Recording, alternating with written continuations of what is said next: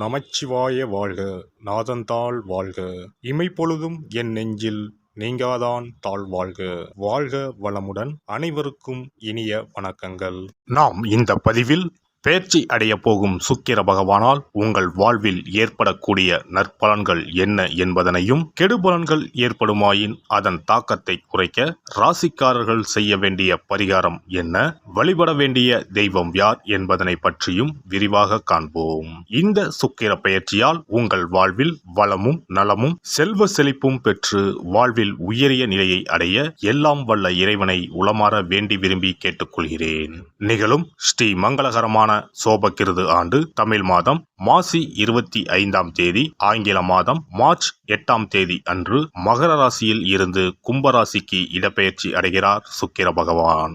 ஏற்கனவே கும்பத்தில் அமர்ந்துள்ள சனியுடன் இணைகிறார் சுக்கிர பகவான். 30 ஆண்டுகளுக்கு பிறகு கும்பத்தில் சனி சுக்கிரன் கூட்டணி சேரப்போகிறது. அதே போல மார்ச் 15ஆம் தேதி செவ்வாய் பகவான் கும்பராசியில் இணைகின்றார். 75 ஆண்டுகளுக்கு பிறகு சனி பகவான், சுக்கிர பகவான், செவ்வாய் பகவான் ஒன்று சேர்கின்றனர். வெவ்வேறான குணாதிசயம் கொண்ட இவர்கள் உங்கள் வாழ்வில் பல மாற்றங்களை கொண்டு வரப்போகின்றனர். சனி பகவானை ராசி அதிபதியாக கொண்ட கும்பராசி அன்பர்களே, மனதளவில் பெரிய தைரியசாலியாகவும் உடல் அளவில் சாந்தமான தோற்றமும் கொண்ட உங்களுக்கு காதல் நாயகன் சுக்கிரன் உங்கள் ராசியிலேயே குடியேறப் போகிறார். உங்களுக்கு தேவையானவற்றை சுக்கிர பகவானே தேடி வந்து தரப்போகிறார். யார் மூலமாக வேண்டுமானாலும் தன வரவு, பொருள் வரவு வரும். ஆடை ஆபரணங்களை வாங்கும் யோகம் உண்டு. சுப நிகழ்ச்சிகள் நடைபெறும். வெள்ளிக்கிழமைகளில் பூஜை அறையில் சில்லறை நாணயங்களை கொண்டு மகாலட்சுமி தாயாரை உரிய ஸ்லோகம் சொல்லி வழிபட்டு வாருங்கள். வழிபடும் போது நாணயங்களின் ஒளி கேட்கும்படி செய்யுங்கள். லட்சுமி தாயாரின் அருளும் சுக்கிர பகவானின் கடாட்சமும் வீடு முழுவதும் நிறைந்திருக்கும். சுப காரியங்களில் இருந்து வந்த தடங்கல்கள் நீங்கும். எதையும் ஒரு முறைக்கு பல முறை ஆலோசித்து செய்வது நல்லது. மனம் நிலை கொள்ளாமல் ஏதாவது சிந்தித்து கொண்டே இருக்கும். புதிய முயற்சிகளை தள்ளி போடுவது நல்லது. பணவரத்து அதிகரிக்கும். உடல் ஆரோக்கியம் பெறும். தொழில் வியாபாரத்தில் எதிர்பார்த்த லாபம் வரும். தேவையான சரக்குகள் கையிருப்பில் இருக்கும். புதிய நபர்கள் கூறும் வியாபாரம் தொடர்பான விஷயங்களில் முடிவு எடுக்கும் போது கவனமாக இருப்பது நல்லது. உத்தியோகத்தில் இருப்பவர்களுக்கு புதிய பதவிகள் அல்லது புதிய பொறுப்புகள் கிடைக்கும். உங்களது பணித்திறமையால் மேல் அதிகாரிகள் திருப்தி அடைவார்கள். குடும்பத்தில் இருப்பவர்களுடன் கோபமாக பேசும் சூழ்நிலை ஏற்படும். கவனமாக இருப்பது நல்லது. மனைவி, குழந்தைகளின் உடல் நலத்தில் கவனம் தேவை.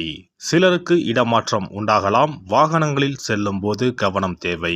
வயிறு தொடர்பான நோய் வந்து நீங்கும். பெண்கள் சதா எதையாவது யோசித்து கொண்டே இருப்பீர்கள். எந்த காரியத்திலும் முடிவெடுக்கும் முன்பு தீர ஆலோசிப்பது நல்லது. கலைத்துறையினர் உக்திகளை கையாண்டு தொழிலில் முன்னேற்றம் காண்பீர்கள். உறவினர்கள் மூலம் உதவிகள் கிடைக்கப் பெறுவீர்கள். அரசியல் துறையினருக்கு முன்னேற்றம் கிடைக்கும். தாங்கள் மேன்மை அடைந்திட புதிய வாய்ப்புகள் வந்து சேரும். வெளிநாடு வாய்ப்புகள் கூட வரலாம். வாய்ப்புகள் குவியும். வீண் அலைச்சல் ஏற்படலாம். வாழ்க்கையில் முன்னேற்றம் காணப்படும். மாணவர்களுக்கு கல்வியை பற்றிய எண்ணங்கள் அதிகரிக்கும். பாடங்களை படிக்கும்போது மனதை ஒருமுகப்படுத்தி படிப்பது நல்லது. நட்சத்திர பலன்கள். அவிட்டம் 3, 4ஆம் பாதங்கள். அலைச்சல் சற்று கூடுதலாகவே இருக்கும். சிலர் கொடுத்த வாக்கை காப்பாற்ற முடியாமல் திண்டாட வேண்டிய நிலை ஏற்படலாம். உங்கள் குழந்தைகளால் சில பிரச்சனைகள் வரலாம். அதற்காக உங்களின் குழந்தைகள் மேல் ஆத்திரம் கொள்ள வேண்டாம். உத்தியோகஸ்தர்களுக்கு வேலையில் வரும் கஷ்டங்களை தாங்கிக் கொள்ளுங்கள். சதயம் நட்சத்திரம். தம்பதிகளிடையே அன்பும் பாசமும் அதிகரிக்கும். கருத்துக்களை பரிமாறும் முன் பொறுமை மற்றும் நிதானம் அவசியம் என்பதை உணருங்கள். திருமணமாகாமல் அதற்குண்டான முயற்சிகளில் ஈடுபட்டிருந்தவர்களுக்கு திருமணம் இனிதே நடந்தேறும். புதிதாக வீடு மனை வாங்க வேண்டும் என்ற யோசனை செய்தவர்களின் எண்ணம் ஈடேறும். புரட்டாதி 1, 2, 3ஆம் பாதங்கள். மிகவும் விரும்பிய நண்பர்களை விட்டு பிரிய வேண்டிய நிலை வரலாம்.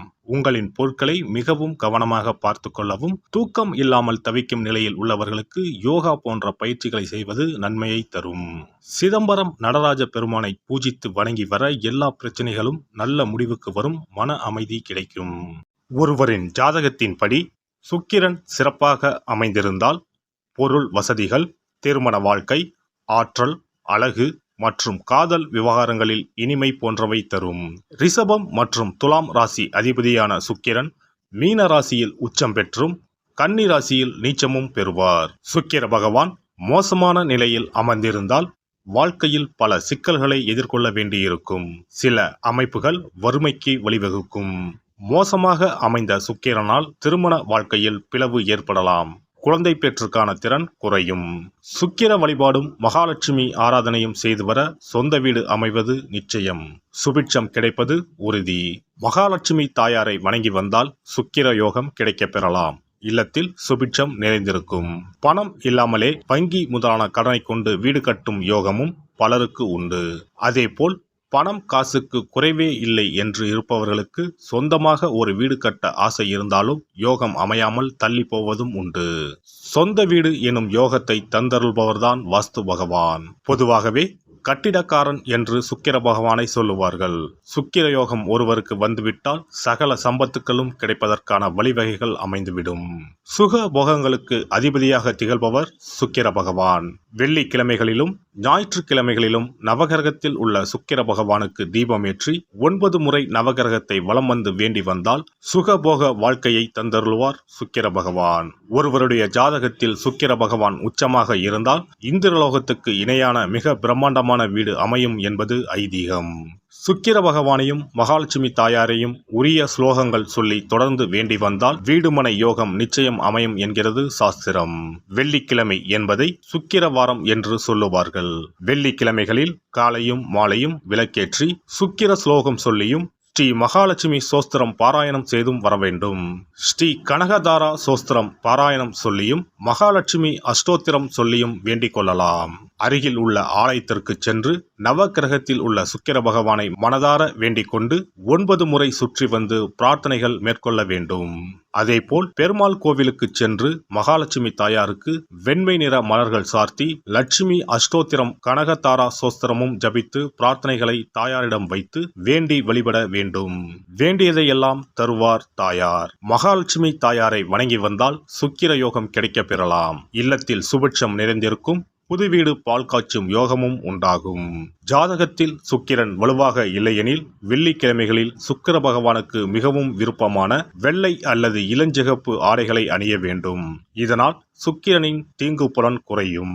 33 கோடி தேவர்களின் அருளை பெற்றிட காமதேனு எனும் பசுவை வழங்குவது அவசியம்.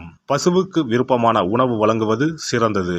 வெள்ளிக்கிழமைகளில் வெள்ளை பசுவுக்கு உணவளிப்பதால் சுக்கிர பகவானின் அருட்கடாட்சத்தை பெறலாம். பசுவுக்கு உணவளித்து வருவதால் சுக்கிரனின் பலம் அதிகரிக்க தொடங்கும். இந்து சமயத்தின் மிக புனிதமானதாக தான தர்மம் பார்க்கப்படுகிறது. சுக்கிரனின் அருள் பெற வெள்ளிக்கிழமைகளில் கோவிலுக்கு சென்று வழிபட்டு வருவது நல்லது. உங்களால் முடிந்த அளவுக்கு தான தர்மங்கள், அன்னதானம், நன்கொடைகள் வழங்குவது மிக நல்லது. எல்லாம் வல்ல இறையருளால் நீங்களும் உங்கள் அன்பு குடும்பமும் உடல் நலம், நீலாயுள், நிறை செல்வம், உயர் புகழ், மெய்ஞானம் ஓங்கி வாழ்க வளமுடன். இந்த வீடியோ பதிவு உங்களுக்கு பிடித்திருந்தால் லைக் பண்ணுங்க, கமெண்ட் பண்ணுங்க, ஷேர் பண்ணுங்க. மறக்காம சப்ஸ்கிரைப் பண்ணுங்க. பக்கத்துல இருக்கிற பெல் பட்டனை கிளிக் பண்ணுங்க. நன்றி, வணக்கம். ஓம் நமச்சிவாய. சிவாய நம.